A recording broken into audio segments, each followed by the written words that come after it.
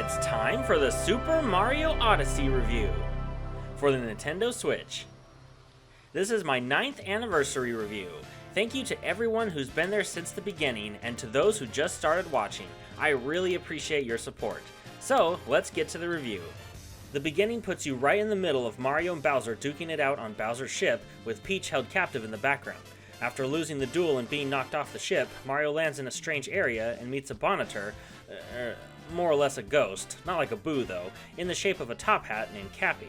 For reasons of his own, Cappy decides to join Mario as he searches for Bowser, and travels with him in the form of Mario's signature hat.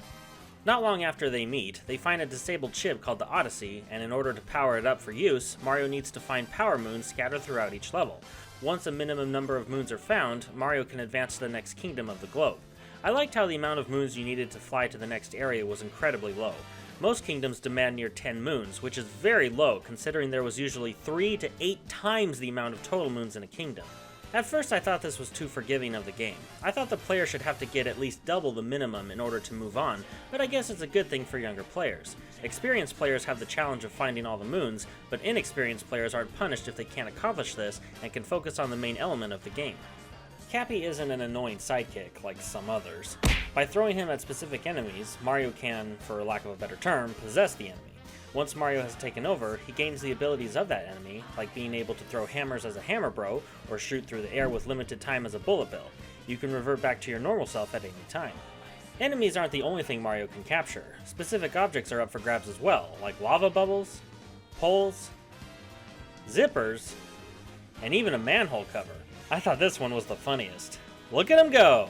Each kingdom you visit has a different theme, like desert, city, polar, etc. Coins are scattered throughout, and they actually behave like currency instead of health and or points. There's the standard familiar gold coins, and there's also kingdom-specific purple coins. Spending coins will allow you to obtain different outfits for Mario, as well as knickknacks and stickers for your ship. The new outfits are only for cosmetic purposes, but they're still fun to collect. Collecting moons isn't like Sunshine and Galaxy in the sense that there aren't multiple levels in a single area, rather there are multiple moons in one area.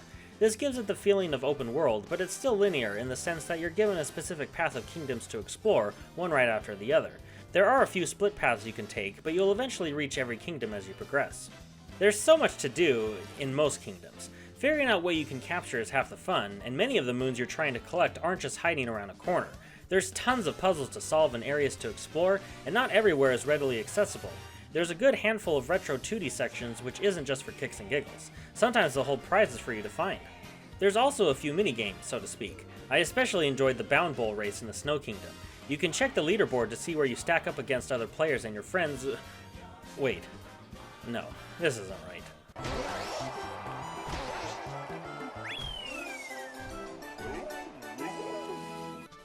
There, much better. Odyssey's visuals don't disappoint. Some kingdoms really show off the brilliance of detail and color, and no kingdom is aesthetically boring. Controlling Mario is nearly perfect, it's just some of the motion controls can be a bit frustrating when you're trying to pull off a certain action. The depth perception could be a bit low at times, which could make it difficult in capturing enemies, but fortunately you can home in on your targets. There's a camera and filter system you can play with to take some cool looking shots, which is a nice touch. The boss battles were actually a surprise, in the sense that there were only a few of them. Well, let me clarify. There were many times where you'd have to battle one of these annoyances, but they were really just easy, time-wasting mini-bosses at best. When you actually fought a real boss, it was a fun, challenging experience and was satisfying once you beat them. You can use Amiibo to help you find moons scattered throughout. Even non-traditional looking Amiibo can assist you.